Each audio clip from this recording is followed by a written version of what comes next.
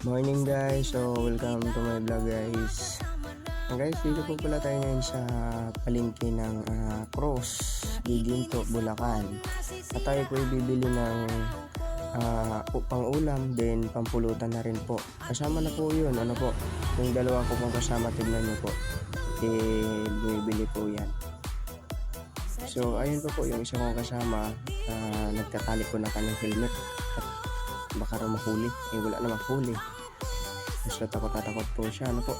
Pero okay naman po kasi safe po yun, ano po.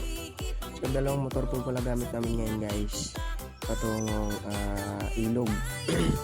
So dito po yan sa may North Chagaray, Bulacan po, ano po.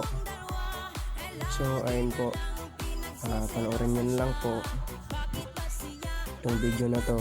Pag nagustuhan nyo po, paki-like and share po nang marami po pong makakakita. So guys,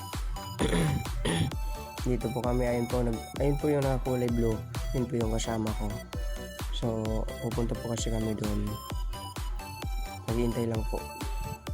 Bibili pa po kasi ng pampulutan and isa pa, para po masaya sa misa. Okay po. So maraming salamat po guys sa panonood sa aking video, and like and share, huwag pong kalimutan. Maraming salamat po. So ayun po pala ang palengke ng Giginto, Bulacan. Okay, Cross po yan ha, sa Cross. Sa mga hindi pa po nakakalam, pwede po magtanong kung saan po pwedeng maligo at kung saan po banda. Comment lang po sa baba at tuturuan ko po kayo. Marami pa po kayong matutunan doon at marami pong mga taong naliligo. Hindi po siya katakot-takot. Okay, legit po to mga guys. So ano pang hinintay nyo? Pag-comment na, tapos magtanong na rin para malaman po ninyo kung saan ang daan. Malay mo sa puso mo, charot. Joke lang po. Pero yun nga po guys, napakasaya po ang maligo doon kasi hindi lang po kayo yun ang tao. Marami pa pong iba.